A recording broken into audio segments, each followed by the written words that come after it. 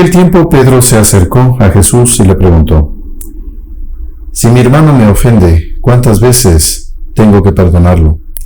¿Hasta 7 veces? Jesús le contestó: No solo hasta 7, sino hasta 70 veces 7. Entonces Jesús le dijo: El reino de los cielos es semejante a un rey que quiso ajustar cuentas con sus servidores. El primero que le presentaron le debía muchos talentos. Como no tenía con qué pagar, el Señor mandó que lo vendieran a él, a su mujer, a sus hijos y todas sus posesiones para saldar la deuda. El servidor, arrojándose a sus pies, le suplicaba diciendo: Ten paciencia conmigo y te lo pagaré todo. El rey tuvo lástima de aquel servidor, lo soltó y hasta le perdonó la deuda. Pero apenas había salido aquel servidor, se encontró con uno de sus compañeros, que le debía poco dinero. Entonces lo agarró por el cuello y casi lo estrangulaba, mientras le decía: Págame lo que me debes. El compañero se le arrodilló y le rogaba: Ten paciencia conmigo y te lo pagaré todo. Pero el otro no quiso escucharlo, sino que fue y lo metió en la cárcel hasta que le pagara la deuda. Al ver lo ocurrido, sus compañeros se llenaron de indignación y fueron a contar al rey lo sucedido. Entonces el Señor lo llamó y le dijo: Siervo malvado, te perdoné toda aquella deuda porque me lo suplicaste. ¿No debías tú también haber tenido compasión de tu compañero, como yo tuve compasión de ti? Y el Señor, encolerizado, lo entregó a los verdugos para que no lo soltaran hasta que pagara lo que debía. Pues lo mismo hará mi Padre Celestial con ustedes, si cada cual no perdona de corazón a su hermano. Palabra del Señor. Gloria a ti, Señor Jesús. Cuando nosotros rezamos el Padre Nuestro, estamos diciendo continuamente: perdona nuestras ofensas, como también nosotros perdonamos a los que nos ofenden. Hace menos de 100 años, el Padre Nuestro decía: perdona nuestras deudas, como también nosotros perdonamos a nuestros deudores. En todo caso, la oración nos indica que, para ser perdonados por Dios, nosotros debemos también perdonar las ofensas que recibimos. ¿Con quién? Con aquellos que están más próximos de nosotros. Ellos son los que más nos hacen alegrar y también los que más nos hacen sufrir. Estamos en familia y nunca falta una desobediencia, nunca falta una falta de respeto, nunca falta una injuria. Lamentablemente los seres humanos, por el pecado original, hemos sido alcanzados de tal manera que en el trato mismo en familia se vuelve difícil, se vuelve duro. Ahora, ¿todo eso se puede suplir? Claro que sí. Primero con la oración. Una familia que reza en familia, rezan juntos, están todos unidos en oración, ahí estas miserias van disminuyendo. Por eso dice nuestro Señor en la Escritura: donde dos o más se reúnen en mi nombre, ahí estaré yo entre ellos. Y así es que, a pesar de que recemos también, habrán dificultades, habrán miserias. Este es un valle de lágrimas, como nos enseña la oración de la salve. Nuestro Señor aquí coloca una parábola en la que nos habla de un rey, un señor, ¿no?, que tiene muchas posesiones, lógicamente pues tiene mucho dinero, y le ha prestado un talento a un siervo suyo.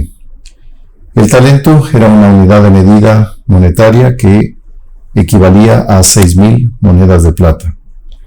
Y aquí habla de que le debía muchos talentos, o sea, millones y millones de monedas de plata posiblemente, o miles por lo menos, que era una fortuna.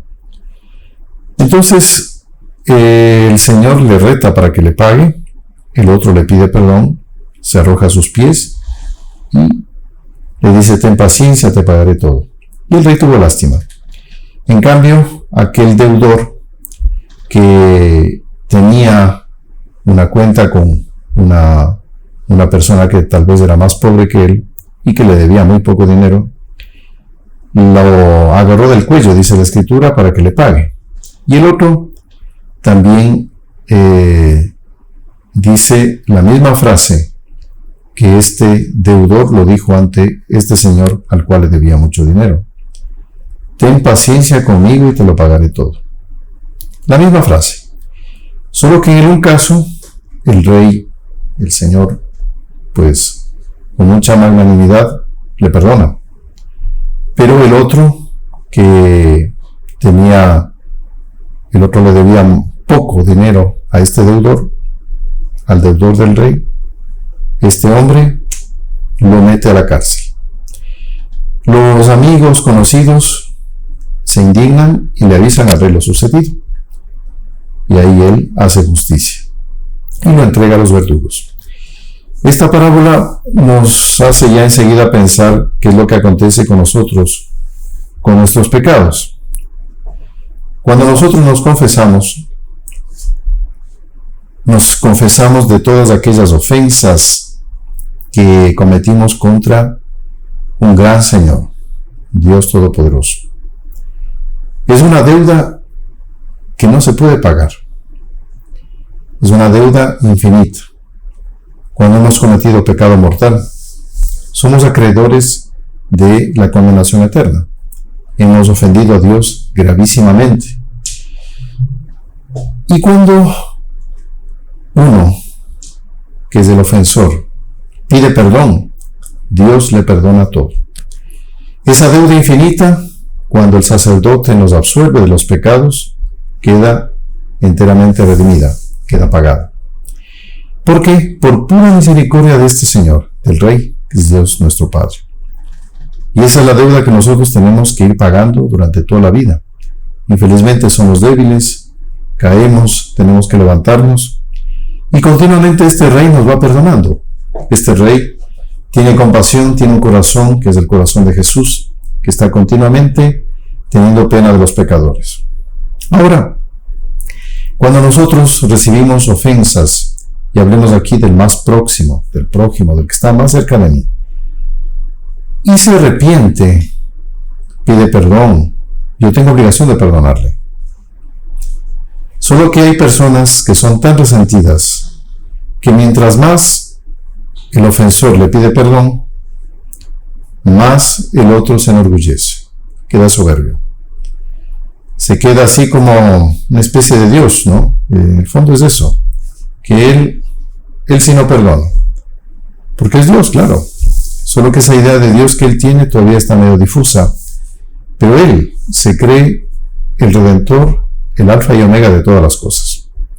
Entonces, bueno, si el otro me pide perdón, yo tengo obligación de perdonarle. Y esto acontece con mucha frecuencia cuando hay infidelidad en el matrimonio. La persona cayó, sea el hombre, sea la mujer, y se arrepintió. Hace actos públicos inclusive de arrepentimiento. La persona está más atenta, más servicial, está siempre preocupándose del otro. Y el otro, ¿qué es lo que debe hacer? Perdonar. Mismo que no le diga te pido perdón, ya con las actitudes ya podemos inferir fácilmente de que la persona está arrepentida y está pidiendo perdón. A algunas personas les cuesta decirte perdóname, pero con sus actitudes logra eso lo que las palabras no lo hacen. Hay otros que puede ser que de palabra le digan perdóname, está muy bien, es un acto de humildad muy bueno, pero que en sus actos siguen actuando igual. ¿Qué es mejor? Aquel que con sus actitudes repara y da muestras de que ha pedido perdón, o aquel que de boca dijo perdón y sigue en las mismas fechorías. El ideal es juntar las dos cosas, que la persona pida perdón y con sus actitudes esté reparando. Pero en esta segunda actitud es mucho más evidente que la persona está arrepentida. ¿Cuál es la obligación nuestra? Perdonar.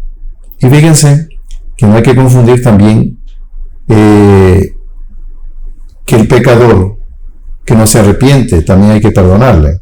Hablemos de esto ya a nivel de la confesión. Para que una persona se confiese y reciba la gracia del perdón, tiene que estar arrepentida. Si no se arrepiente, no recibe el perdón de Dios. Esa es la diferencia.